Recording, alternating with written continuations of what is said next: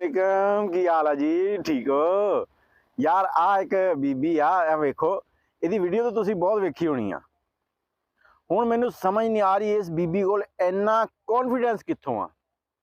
ਜਿਸ ਘਰ ਦੇ ਵਿੱਚ ਬੈਠੀ ਆ ਥੱਲੇ ਕੱਚਾ ਫਰਸ਼ ਆ ਕੱਚੀਆਂ ਕੰਧਾਂ ਦੇ ਉੱਤੇ ਇੱਟਾਂ ਨਜ਼ਰ ਆ ਰਹੀਆਂ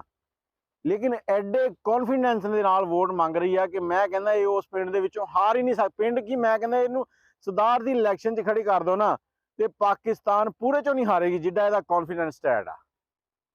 ਵੀਡੀਓ ਤੁਸੀਂ ਥੋੜੀ ਜਿਹੀ ਮੁਲਾਜ਼ਾ ਕਰ ਲਓ ਵੀ ਕਿੱਡੇ ਕੌਨਫੀਡੈਂਸ ਨਾਲ ਆਪਣੇ ਦਾਦੇ ਦਾ ਹਵਾਲਾ ਦੇਈ ਜਾਂਦੀ ਆ देखो जरा 5 साल में सियासी स्पीच करके गए हैं फकत सिर्फ अल्फाज की स्पीच ही करके गए हैं काम कुछ नहीं कर गए मैं मरहूम मखदूम अब्दुल्ला शाह बुखारी की पोती हूँ ठीक है यहाँ जितने भी बुजुर्ग ਹੁਣ ਵੀਡੀਓ ਤੁਸੀਂ ਵੇਖ ਲਈ ਆ ਸਾਡੇ ਕੋਲ ਸਭ ਤੋਂ ਜ਼ਿਆਦਾ ਮਸਲਾ ਹੀ ਇਹੀ ਆ ਕਿ ਅਸੀਂ ਜਦੋਂ ਕੋਈ ਆ ਕੇ ਕਹਿੰਦਾ ਨਾ ਮੇਰੇ ਦਾਦੇ ਨੇ ਤੇਰੇ ਦਾਦੇ ਦਾ ਫਲਾਨਾ ਕੰਮ ਕੀਤਾ ਸੀਗਾ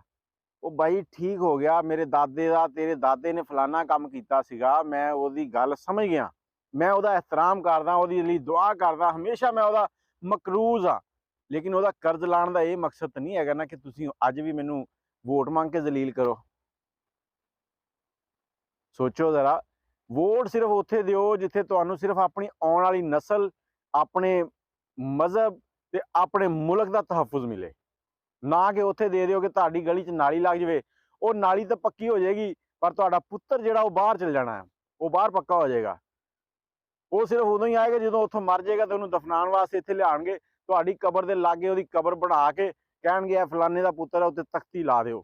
ਉਸ ਪੁੱਤਰ ਨੂੰ ਮਹੱਲੇ 'ਚ ਕੋਈ ਨਹੀਂ ਜਾਣਦਾ ਹੋਏਗਾ ਉਸ ਪੁੱਤਰ ਨੂੰ ਸ਼ਹਿਰ 'ਚ ਕੋਈ ਨਹੀਂ ਜਾਣਦਾ ਹੋਏਗਾ ਹਾਂ ਉਹਦੇ 'ਚ ਕੁਝ ਯਾਰ ਹੋਣਗੇ ਜਿਹੜੇ ਉੱਥੇ ਉਹਦੇ ਨਾਲ ਕੰਮ ਕਰਦੇ ਆ ਬਾਕੀ ਹੋਰ ਕੁਝ ਨਹੀਂ